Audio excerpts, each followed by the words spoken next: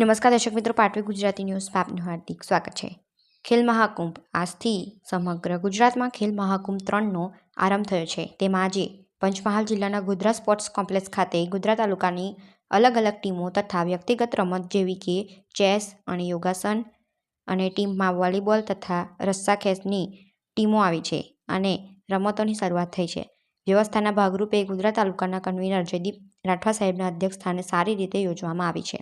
પાટવી Gujarati news, Panchmahal bureau chief Naginbhai Ganchi.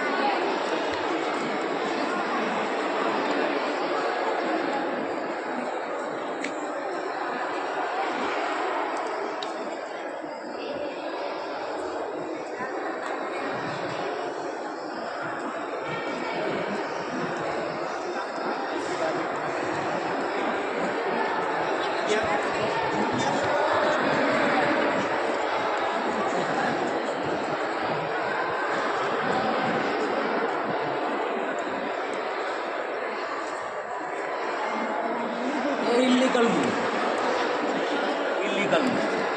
कौन सा जोना coach क्या है?